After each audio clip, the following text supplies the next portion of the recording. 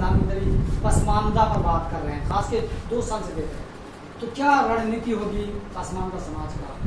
देखिए, इंडिया और एनडीए गठबंधन तो बड़ा पुराना है, सरकार भी चल रही है, इंडिया नया बनाया जा रहा है। इंडिया और एनडीए, अगर इंडिया नया बनाया जा रहा है तो इंडिया में मुस्लिम चेहरा भी तो हमें बता दो भाई, कौन सा है? 40 करोड़ इस देश में मुसलमान है और आज इंडिया के पास मुस्लिम चेहरा नहीं है, यह बनाना नहीं चाहते।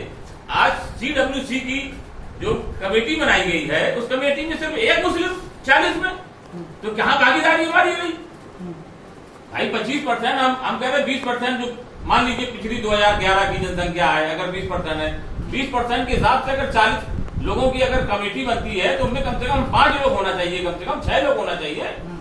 आप एक आदमी को रखे और कह रहे हैं हम एनडीए में जाकर के मुसलमानों का वोट लेंगे, कैसे दे देगा कोई वोट? हमको नेता बनाने का आपने काम ही नहीं किया, हमको सपोर्ट करने का काम ही नहीं किया, वोट देने का काम किया। ऐसे पसमानदा समाज आपको वोट नहीं देगा जब तक भागीदारी हिस्सेदारी नहीं होगी, ये वोट नहीं मिलेगा आसानी से। प्रधानमंत्री का फोकस तो है ना, फोकस तो कर रहे हैं ना पसमानदा पर। नहीं, प्रधानमंत्री जी का फोकस अच्छा है, पसमानदा की बात करी मोदी जी ने, मैं उनका शुक्रिया अदा करता हूँ, लेकिन मुख्य धारा में जोड़ने की बात तो करें। आज वो भी बताएं कि इस दिल्ली में पसमानदा समाज का कौन सा मंत्री है, कौन सा उनको उन्होंने विभाग दे रखा है? इतने विभाग दिल्ली में है, आप बताइए पसमानदा समाज क्या दिल्ली में पसमानदा समाज नहीं है? क्या देश में पसमानदा समाज नहीं है? तो मुख्य धारा में जोड़ने के लिए पसमानदा समाज के लिए मोदी जी क्या कर रहे हैं बताएं हमें। आप लोग क्या करेंगे, क्या रणनीति होगी? नहीं, रणनीति हमारी होगी, हमें भागीदारी चाहिए। भागीदारी का मतलब होता है हमें विधायकी भी चाहिए, सांसदी भी चाहिए, चेयरमैनी भी चाहिए, नौकरियों में भी चाहिए, हॉस्पिटल में भी चाहिए, एजुकेशन में भी चाहिए। जहां हमारे बच्चे पढ़ रहे हैं वहां पर पसमानदा समाज की भागीदारी 20% होनी चाहिए। ये मेरा मैसेज है यहाँ से, चाहे वो कोई भी स्कूल हो, जामिया मिलिया हो, अलीगढ़ यूनिवर्सिटी हो, हिंदू यूनिवर्सिटी हो, या जो भी यूनिवर्सिटीज देश में हो, उसमें हमारी भागीदारी और हिस्सेदारी हमको चाहिए।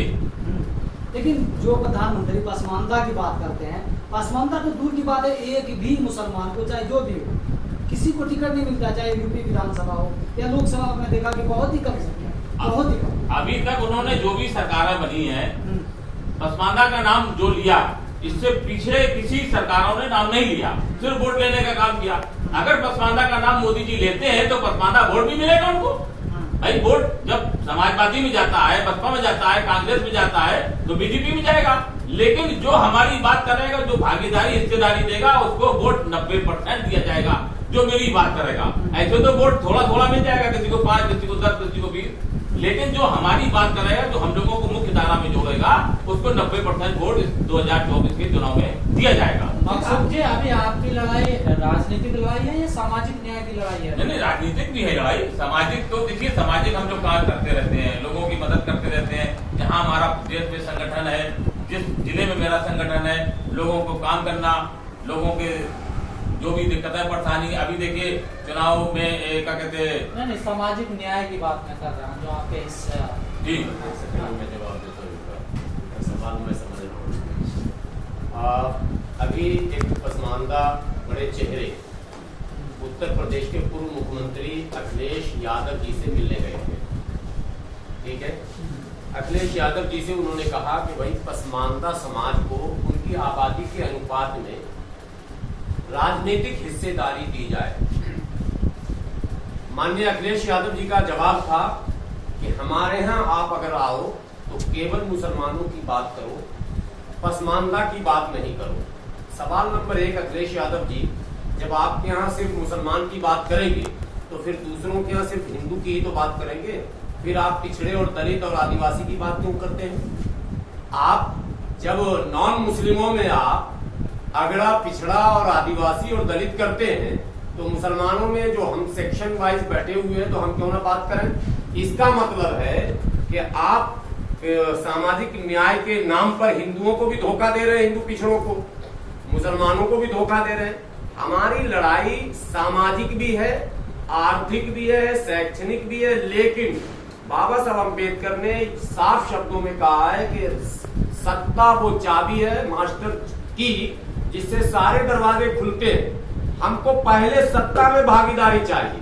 असल लड़ाई ये है। राजनीतिक दलों को इस प्रेस कॉन्फ्रेंस के माध्यम से और लगातार भारतीय पसमानदा मुस्लिम महासभा का यही लक्ष्य रहेगा कि चुनाव तक हम अपने समाज को लगातार जागरूक करेंगे कि कभी भी हम हिंदू मुस्लिम के नाम पर वोट नहीं डालेंगे। सांप्रदायिकता हमारे एजेंडे में नहीं रहेगा। हमारे एजेंडे में केवल और केवल भागीदारी रहेगा, और भागीदारी में कान खोलकर वो तमाम दल सुन लें, चाहे वो उत्तर प्रदेश के राज्य स्तर के दल हो, बिहार के राज्य स्तर के दल हो, बंगाल के राज्य स्तर के दल हो, या तमाम राज्यों के राज्य की जो पार्टियां हैं और राष्ट्रीय पार्टियां हैं, कांग्रेस और भारतीय जनता पार्टी, सभी के जिम्मेदार इस बात को सुन ले।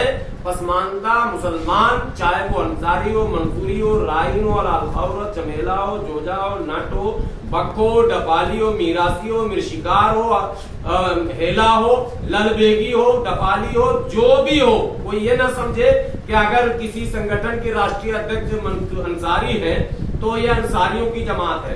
भारतीय पसमानदा मुस्लिम महासभा का लक्ष्य उन तमाम जातियों में जाकर काम करना, उन्हें जगाना और उनको अपने भागीदारी के प्रति जागरूक करना है। और भागीदारी ही मुख्य मुद्दा है।